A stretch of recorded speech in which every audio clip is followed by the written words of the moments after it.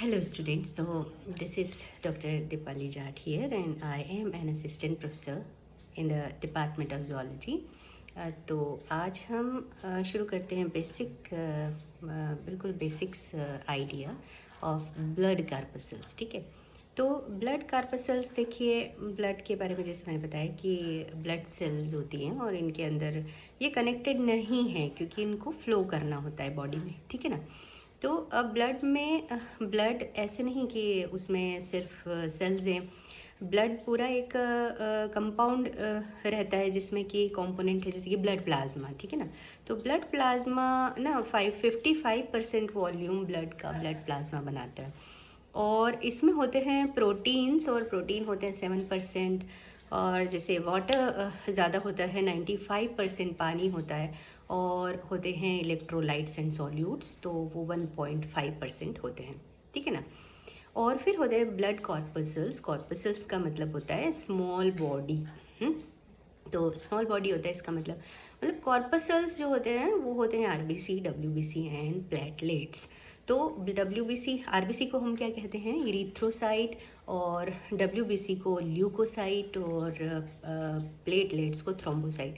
ये clotting factors में help करते हैं। ठीक है ना तो अब हम आरबीसी को देखें तो आरबीसी का प्रोडक्शन कहाँ से होता है, बोन मेरो से, रेड बोन मेरो से। ठीक है ना, तो रेड बोन मेरो से एचएससी हीमोपोएटिक स्टेम सेल्स है ना, वो प्रोड्यूस करती है।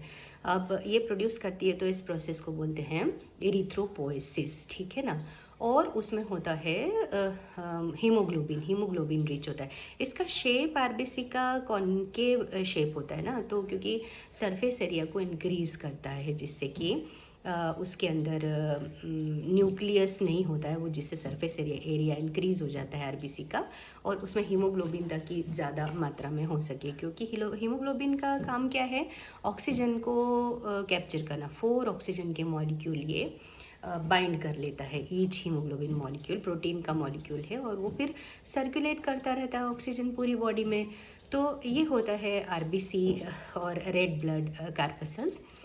फिर आते हैं डब्ल्यूबीसी। तो डब्ल्यूबीसी भी 2 तरह के होते हैं, ग्रेन्युलर डब्ल्यूबीसी और ए ग्रेन्युलर। ठीक है ना, अब देखिए ग्रेन्युलर में आते हैं न्यूट्रोफिल, ईसिनोफिल एंड बेसोफिल्स, और ए ग्रेन्युलर जो डब्ल्यूबीसी है ना उसमें आते हैं lymphocytes and monocytes. Yes, monocytes. तो लिम्फोसाइट्स जैसे कि होते हैं ये, इसके बारे में मैं बताऊंगी। पहले हम लोग बात कर लेते हैं ग्रेन्युलर के लिए।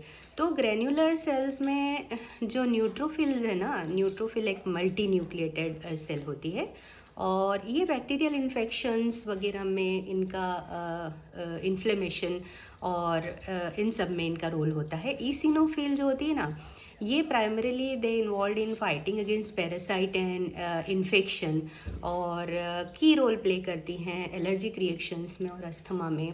इनके नंबर इंक्रीज हो जाते हैं। ठीक है ना, और बेसोफिल्स, तो बेसोफिल्स जो होते हैं वो जैसे कि हाइपरथायरॉयडिज्म है किसी को तो उसमें उसके नंबर इंक्रीज हो जाएंगे। तो ये होते हैं ग्रेन्युलर, इनमें ग्रेन्यूल्स होते हैं इसलिए ग्रेन्युलर बोला जाता है। और जैसे कि न्यूट्रोफिल जो होता है वो मल्टी न्यूक्लिएटेड है, जबकि ईसिनोफिल जो होता है ना वो बाइलोब्ड, उसमें न्यूक्लियस होता है। और इसी तरह से बेसोफिल में भी बाइलोब्ड न्यूक्लियस होता है। फंक्शंस डिफरेंट होते हैं इसलिए हम लोग इनको क्लासेस में डिवाइड करते हैं कि कब कब कौन कौन से इन्फेक्शन में इनको अपीयर होना है बॉडी के अंदर। ठीक है ना, अब दूसरा आता है ए ग्रेन्युलर। मैंने बताया तो ए ग्रेन्युलर लिम्फोसाइट्स में होते हैं, ए ग्रेन्युलर ल्यूकोसाइट्स में होते हैं लिम्फोसाइट्स एंड मोनोसाइट। ठीक है, तो अब मोनोसाइट का क्या फंक्शन है, ये किडनी शेप की होती हैं और मोनोसाइट में न्यूक्लियस जो होता है किडनी शेप का होता है, और मोनोसाइट भी फाइट करती है इन्फेक्शन के अगेंस्ट। और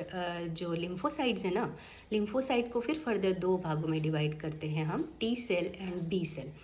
तो टी सेल और B cell adaptive immune response, आप लोग को पता है कि दो तरह के इम्यून रिस्पॉन्सेज हैं, इनेट जो बाय बर्थ होता है, और अडाप्टिव जो हम लोग जब बड़े होते जाते हैं, अडल्ट स्टेज में आते जाते हैं, जैसे जैसे मैच्योर होते जाते हैं, तो इन्फेक्शन एनवायरनमेंट के कांटेक्ट में हम जितने भी माइक्रोब्स के कांटेक्ट में आते जाते हैं, तो उसके थ्रू हमारे अंदर इम्यूनोग्लोबुलिन्स बनती हैं और इस तरह से अडाप्टिव इम्यून रिस्पॉन्स डेवलप होता है। तो इसी के लिए मैं बोल रही हूँ कि बी सेल और T cell adaptive immune responses और फंक्शंस के पार्ट होते हैं। तो बी सेल बेसिकली क्या करती है, बी सेल्स एंटीबॉडीज़ को प्रोड्यूस करती है, यही सबसे मेन हीरो है हमारी, जो इम्यूनोग्लोबुलिन्स को बनाती है। तो ये जो इम्यूनोग्लोबुलिन और एंटीबॉडी होते हैं ना, ये वाई शेप के प्रोटीन्स होते हैं, मॉलिक्यूल, और वो स्पेसिफिक मॉलिक्यूल एंटीजन के अगेंस्ट स्पेसिफिक उनका स्ट्रक्चर होता है, तो इसलिए ये बहुत इम्पॉर्टेंट होता है। और टी सेल दो तरह की होती है, साइटोटॉक्सिक टी सेल और हेल्पर टी सेल। तो साइटोटॉक्सिक टी सेल जो होती है CD8+ कहते हैं उसको, और हेल्पर टी सेल जो होती है CD4+ कहते हैं, ठीक है ना। अब ये जो होता है, इनका सबका काम रेगुलेशन होता है